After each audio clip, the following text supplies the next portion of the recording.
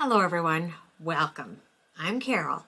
If you're new to my channel, welcome, and welcome back if you're not. And today we're diving into a unique take on the classic debate of renting versus buying a home. So unlike other videos, I'm not going to rehash the usual benefits of buying. Instead, we'll focus solely on one crucial aspect that often confuses people: the difference in monthly payments between renting and buying. So let's kick things off with some interesting data. And later in the video, I'll share some eye-opening historical figures to illustrate a significant point. Not all wealth from home ownership comes from equity, right? But let's begin. So let's break it down. Today, we are comparing monthly housing costs, whether you rent or you buy, using general figures. For instance, suppose the rent is $2,000 in the first year, while a $300,000 starter home would have a mortgage payment of $2,600. So these figures are illustrative and reflect median costs nationally. So stick with me. Even if these numbers seem off for high-cost areas like New York City or, say, the Bay Area, I'm sorry, my phone. Interestingly, this means buying a house could cost you $600 more per month than renting. So conventional wisdom suggests you're financially better renting, right? Doesn't that make sense? Investing the $600 difference in the stock market, right, or other investment. But how many renters actually do that? So the answer is practically none, mainly due to a lack of savings, time, or knowledge about the stock market, right? It's just one of those things. So now imagine two scenarios. Over 30 years, one person rents and another person buys the $300,000 house, never refinancing even if interest rates drop. So we assume rent increases by 5% annually, which is conservative given the recent trends. So after 5 years, the renter's monthly payment would rise to $2,500, nearly catching up with the homeowner's fixed $2,600 mortgage. So fast forward 30 years and the homeowner's mortgage is paid off, right? Potentially saving $6,700 per month compared to the renter's $6,700 rent, assuming continuing rents increase, right?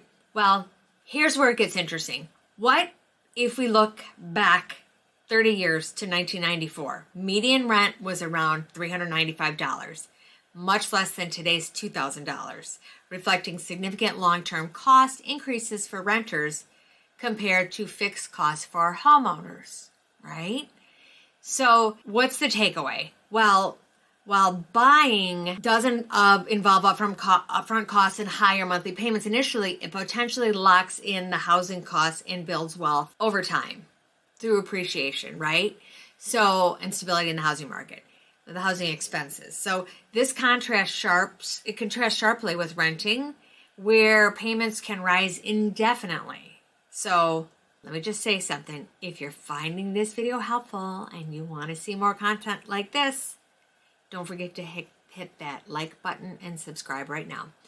I want to tell you, it really helps the video get seen by more people who might benefit or who will benefit from this information just like you. So also tap the notification bell so you will never miss out on our latest videos. Okay, getting back to the meat and the potatoes. Kind of hungry thinking that now. But so in essence, home ownership isn't just about building equity. It's about financial stability and long-term planning. So it does require sacrifice, discipline, and basically a vision of the future, qualities that have enabled many to achieve financial security, right? Right. So I know saving up for a house can be a major financial goal that requires careful planning and discipline. So here are some practical strategies to help you save for a down payment on a home.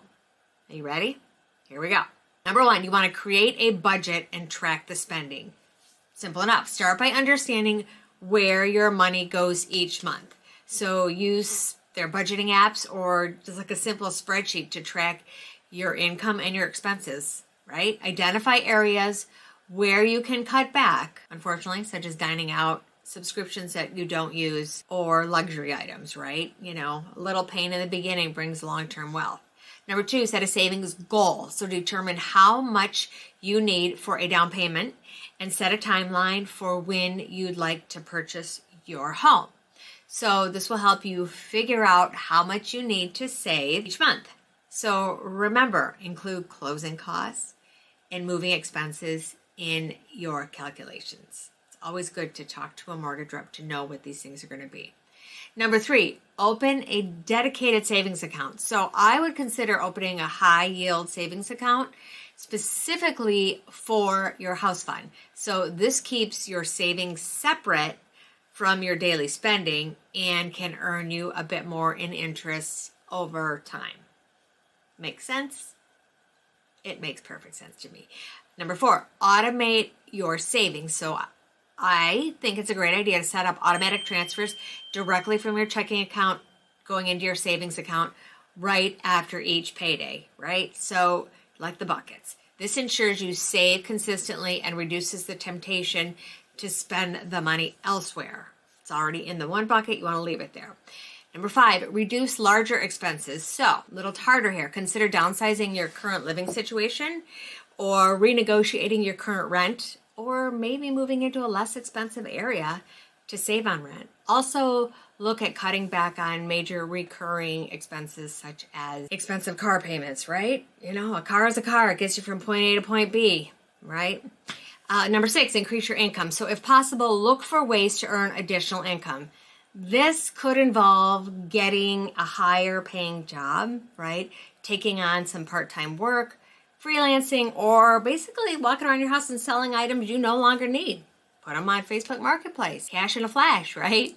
Number 7, limit your high interest debt. So avoid racking up high interest debts such as credit card debts, which are outrageously expensive, or interest rates. So that can significantly help your ability to save. So if you currently have high interest debt, focus on paying it down, paying that off first prior to saving. It's just a great thing to do, and I believe Dave Ramsey even talks about that.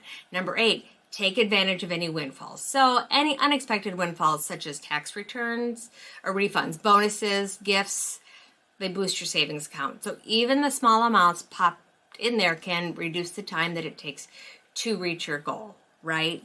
You want to look at the goal, the big picture. So another one would be look out for the first-time home buyer programs, because many regions offer programs that assist first-time home buyers with grants, low-interest loans, or help with down payments, closing costs. So research local opportunities in your area. Speak with the mortgage people out there or the real estate agents. They are usually the ones that know. Number 10, stay motivated. So keep your goal in mind and remind yourself why you're saving. So I would say consider visualizing your future home, think it first, or creating a vision board to keep your motivation high. Vision boards are awesome, right? You put pictures on there, you see it every day. Let me just throw it in here. Writing down a specific goal for homeownership, yes, it can help you stay focused and motivated as you save for a house. So here's a structured way to articulate this goal. So you want to incorporate the principles of SMART goals, which are specific, measurable, achievable, relevant, and time bound. All right, I'm sorry, I have to turn that heater off. So example of a homeownership goal, right? You could set the goal statement. The goal statement would say, I aim to purchase a 3-bedroom home in blank, say their city or the neighborhood area by, you put a date in there with a budget of up to, and then you put your budget up there. So to achieve this, I will dollar amount every month for a down payment. Basically say that dollar amount every month for a down payment. Now, you got the statement, so what are you going to do? You're going to break it down. So being specific is the first thing. What? You're purchasing the 3-bedroom home specificity. Where? In your city that you wrote down, in your neighborhood. Why? To provide a stable long-term housing for my family and to build equity. All right. Boom. Measurable, right? You want it measurable. So you put the budget in there. So you've got your budgets, a specific budget. Savings goal, saving a dollar amount monthly. And the down payment, you aim to have saved a total of bracket down payment for the closing, for the down payment. So It is achievable because you've reviewed your budget and you know what you're able to save, so your goal doesn't strain your finances, right? You want to adjust your living expenses, find additional income sources, and modify the timeline as needed, right, to realistically meet the goal, right? You might have to hurry up in one respect or slow something down in the other respect. Why this smart stuff is relevant? So you know what? Your goal is going to align with your long-term financial planning. And we all should have goals, whatever where we are in life. So consider the career stability and the likelihood of staying in the area long-term, which is why you want to have that. And then you time bound your goal. So you set a deadline. So you said you want to save enough money by the down payment by a specific date. So if you plan to purchase a home later, that date, it's allowing time for the house hunting and the mortgage approval after reaching your savings goal. So it's like you've done part A and now you're moving on to part B. So it's an action plan, right? Monthly savings. You automate, you transfer a dollar amount from your high yield savings account to your dedicated home purchase account, right? Expense management. You cut back on the non-essential spending and negotiate necessary expenses where possible. I love tropical smoothie. A lot of money every day. $7, $8 can't do it anymore. So you want to explore ways to boost your income through overtime, a side job, a gig, career advancement, that kind of stuff. Regular check-ins. Check on this goal. Like, don't just write it and leave it. You want to adjust your strategy if you're behind or ahead of a schedule, right? Educate. Educate yourself about the home buying process. It's where, hey, watch these YouTube videos. You know, first home buyer incentives. Talk to mortgage agents, right? So by clearly defining your goal and setting a dedicated plan, guys, you can effectively work towards achieving homeownership. Believe you me, it is possible.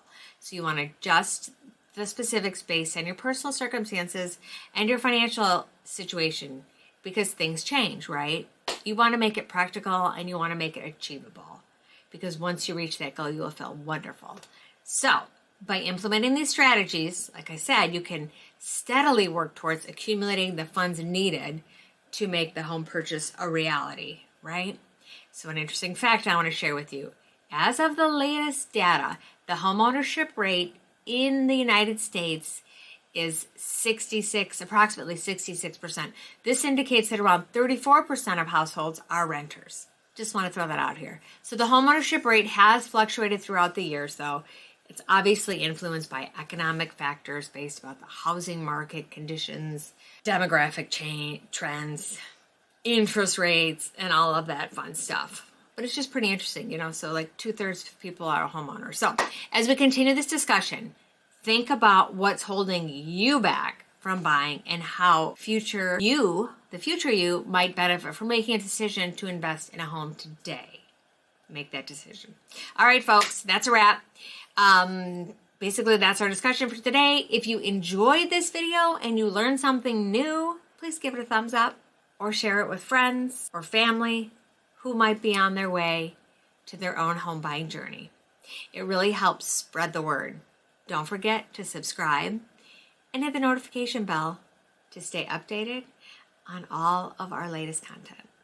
Your support means that we can continue creating videos that help make your decisions informed. So thanks for watching, and I'll see you in the next video. I appreciate you.